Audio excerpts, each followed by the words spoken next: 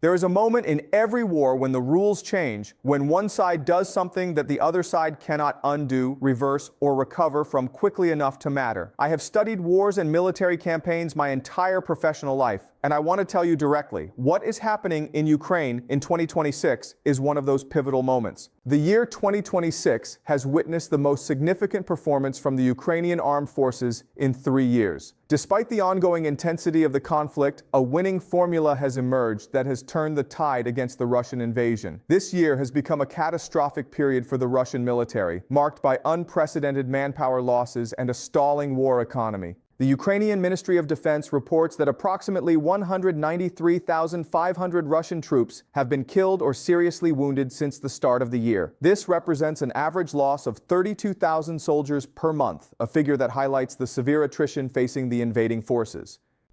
Territorial movements have shifted in Ukraine's favor as the Russian advance has effectively halted.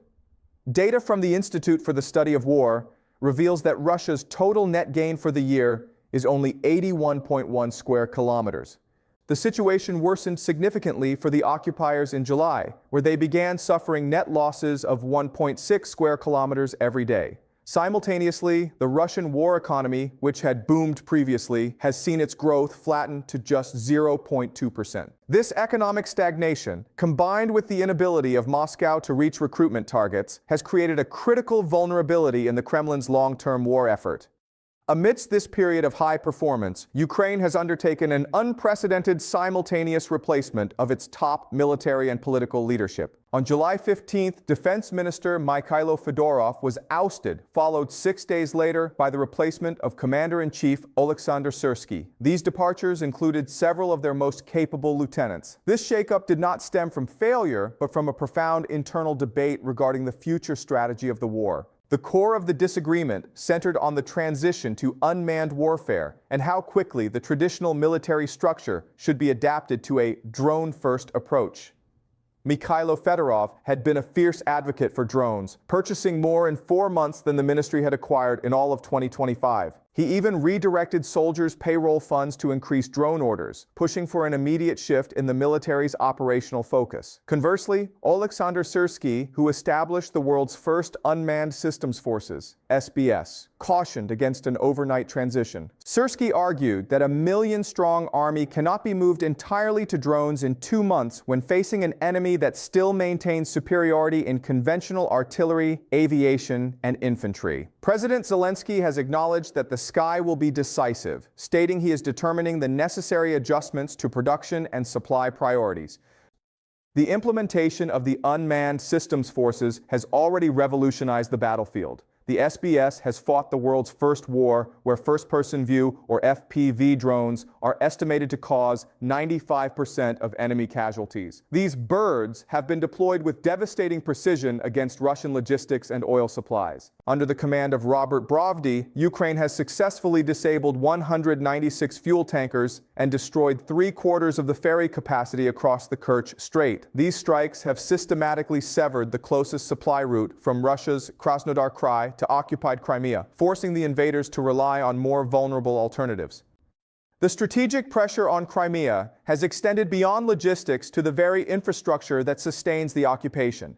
In July alone, the SBS struck 117 electrical substations and power stations, plunging much of the Crimean peninsula into darkness. This campaign has not only hampered the Russian military and economy, but has also created a significant financial drain on Moscow. The Russian government has been forced to earmark 5 billion rubles in compensation for darkened homes and furloughed employees. Ukrainian Navy officials noted that Russian shipping in the Sea of Azov has been paralyzed, and the Kerch Bridge is currently being allowed to stand primarily to provide a route for Russian forces to retreat from the peninsula. Ukraine's reach has expanded deep into Russian territory through long-range strikes targeting high-value military assets. Recent operations destroyed a Tupolev 95 strategic bomber at the Engels airfield, 800 kilometers from the Ukrainian border, and a MiG-29 fighter plane at the Kalino airfield in Kursk. In addition to these aviation losses, numerous air defense radars and launchers have been neutralized. Ukraine has also targeted critical energy infrastructure, including the Slavneft Yanos refinery in Yaroslavl, the largest facility in central Russia. In a notable shift in tactics, strikes were also conducted against 4 warehouses belonging to the Wildberries online retail group, which recruits use to bypass official channels to order protective gear and weapons.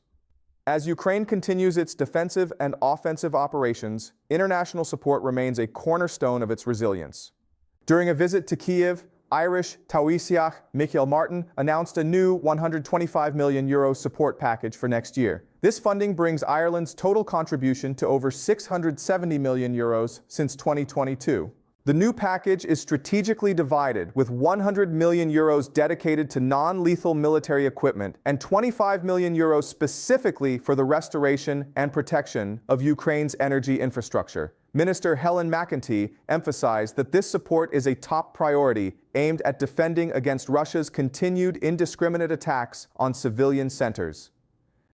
Beyond immediate financial and material aid, the diplomatic relationship between Ukraine and the European Union is deepening. Ireland has confirmed that Ukraine will be a central focus of its EU presidency, with a firm commitment to supporting Ukraine's path toward EU accession. This diplomatic backing comes at a time when Russia has intensified its retaliation. Moscow has specifically targeted Ukrainian port infrastructure on the Black Sea to halt grain exports. These attacks have forced major shipping companies like Maersk to divert container traffic to Romania, complicating Ukraine's ability to export its harvest and putting further pressure on the global food supply.